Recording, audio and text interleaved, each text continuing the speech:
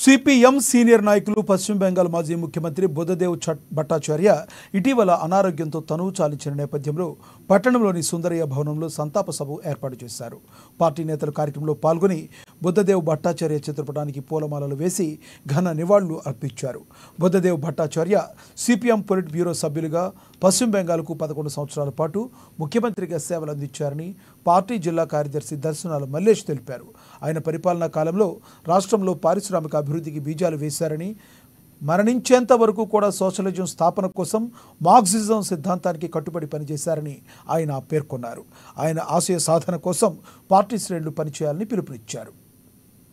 ఆదిలాబాద్ జిల్లా కమిటీ ఆధ్వర్యంలో సంస్మరణ సభను జరుపుతూ ఉన్నాం. బుద్ధదేవ్ భట్టాచార్య గారు ముఖ్యమంత్రిగా పనిచేసినటువంటి కాలంలో ఆర్థిక విధానాలని కూడా అమలు చేస్తూ పారిశ్రామిక అభివృద్ధిని చేస్తూ నిరుద్యోగులకు ఉద్యోగాలు కల్పించేటటువంటి ప్రయత్నాన్ని చేశాడు.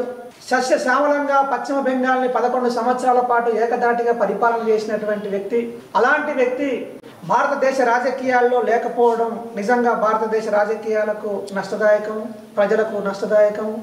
జ్యోతిబాసు యొక్క వారసత్వాన్ని పుణికిపుచ్చుకున్నటువంటి బుద్ధదేవ్ భట్టాచార్య గారు ఆయన స్థానంలో మంచి పరిపాలనను అందించాడు. అనారోగ్యంతో నిన్న మరణించడం బాధాకరమైనటువంటి విషయం. ఆయన ఆశయ సాధన కోసం సిపిఎం పార్టీ ఏదైతే ఈ దేశంలో ఎర్ర జెండా రెపరెపలాడాలి, సోషలిజం రావాలి, పెట్టుబడి